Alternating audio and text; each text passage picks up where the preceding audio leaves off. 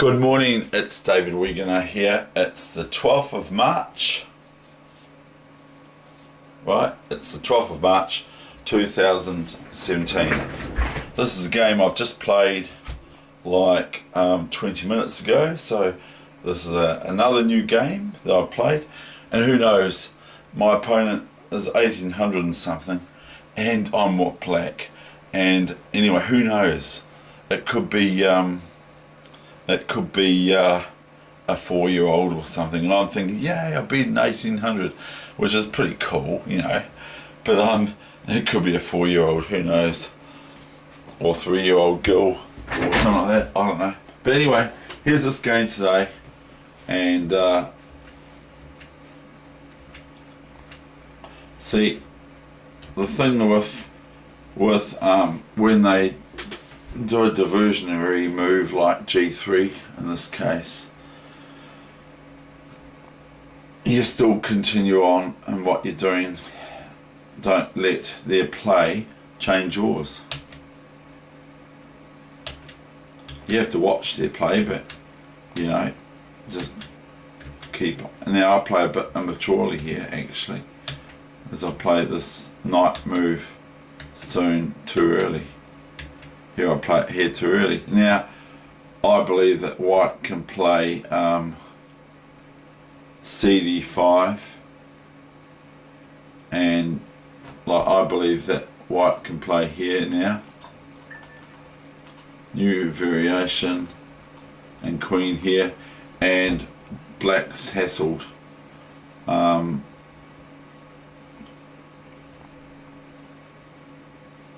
That's what I think. Yeah, so that's a immature move, so that's no good for white, for black, as I'm trying to outline.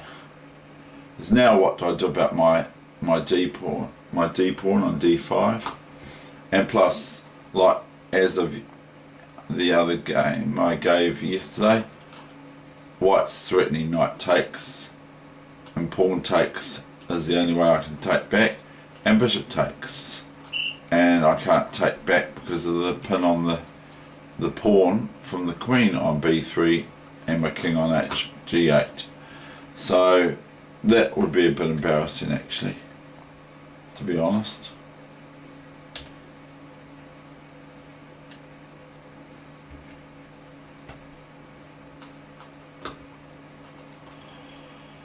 Knight E4, bishop F4, bishop E6. For those who like to look at me on Luxor, there are some people there that probably prefer Luxor over chess, and because yeah, I might be better at Luxor than I am at chess, who knows. But anyway, for those who like to watch me on Luxor, I got to the top level this morning at about 3 o'clock. I was playing it still, and so I started about, I don't know, 1:30, quarter to 2 or something like that,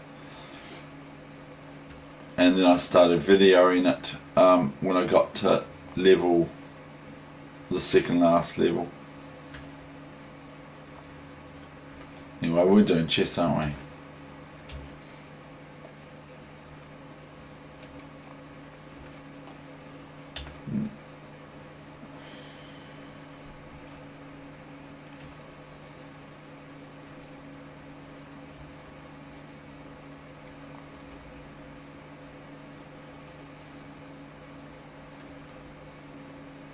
Well, this knight actually ends up in a sort of a bit of a good square, but the thing is, I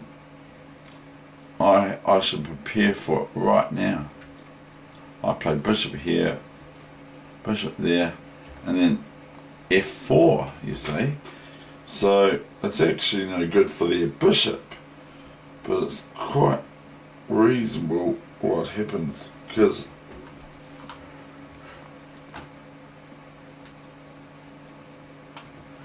I play G4, you see, and I'm thinking, oh yeah, I'll just trundle on with H4 and everything. And then he plays, it plays knight E5, and So this opens up things because I don't want to lose my pawn on c6, and it's obviously attacking my bishop on g6, my bad bishop. I'd like to be able to play this, but I can't, or something similar, rather than open up this diagonal for the black squared bishop. But I take it.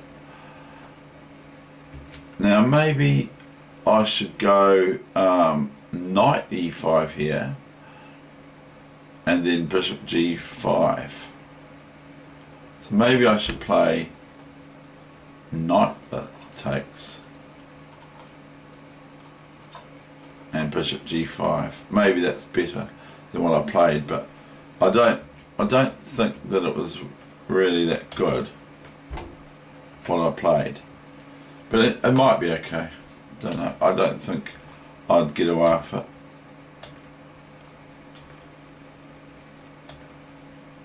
I have to play here because if I go king g8,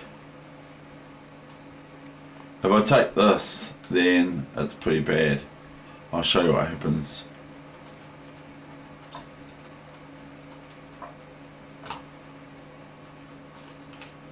Boom. Boom. Boom. Boom. And probably go here now. That's pretty cool, isn't it, for white? So I can't do that. And you can have a look at the other part of that analysis. So I go after bishop f6, I go king h7 to prevent the queen coming in here.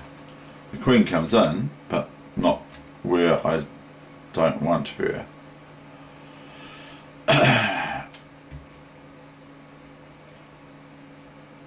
I have to defend my king here, and I'm also threatening the bishop.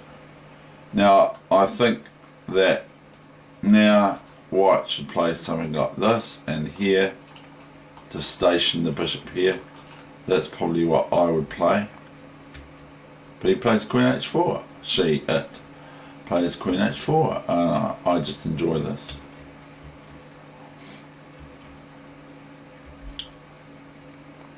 Indirectly, I'm defended by the queen on h4 as the rook. Now, here comes some mistakes. Right, here, I believe white has this. And if I take it, of course, then bishop d5, etc. And if bishop here,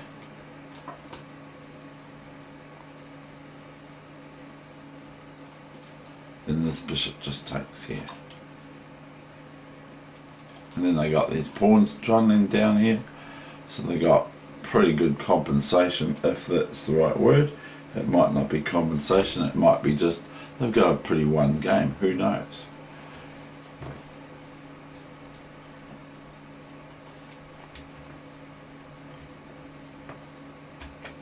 Bishop f1, yep. So I go b3, rook e7, bishop f7, preventing any hopes of draws or things or picking up things. Bishop d3, b2, threatening rook b1, rook a1, and b1. Goes rook b7, rook e6. This threatens rook e1 if the rook moves away and takes the bishop. It threatens this. New variation. Boom. Check. And other than bishop back, the king has to move forward. And check. And notice here that it's a pretty powerful check, isn't it? Because first of all, if there's no bishop, the checks with the rook of course, that if there's no bishop and no rook attacking these squares, that these bearing down on the back, on the second back rank, or the second rank for white and the 7th for black, then it's checkmate straight away. So that's what I was threatening, is b1 discovery check with the rook on a2 to the king, and in this case it's curtains soon after. I won't tell you how, you can find that yourself, that's fine. And I have to be careful as black that I don't get stalemated, I mean perpetual checked, but there's no perpetual check here, because if the rook comes here, let's say we can play this move, and if the rook, say black plays some silly move like this, this is no perpetual check here because of this, and this is a threat of checkmate with rook down here. But if rook here, then black plays to e8, and now there's no checkmate or perpetual check with this rook, because this rook with these rooks, because this rook protects that square. So it's just nonsense analysis as well, which is quite good to do. Rook e6, bishop, rook e6, bishop e6, bishop b1 forces my hand to move away from the defense of the b2 pawn, so white can capture it. I go rook a4, rook d4, king g2, rook c4, rook e2, king f7, rook f2, king f6, nicely fastening down my gain in material in this game. That's the end of my session. So today I've said is the 12th of March, Sunday. It's inclement weather in Christchurch today, and I've read that in Wellington it's 16 degrees. On my phone I've seen it's 16 degrees. That's the end of my session, and so just to reiterate, because that's what coaches do, play your own move and play the first move that comes in your head. Quite often it's the right move. Thank you, bye.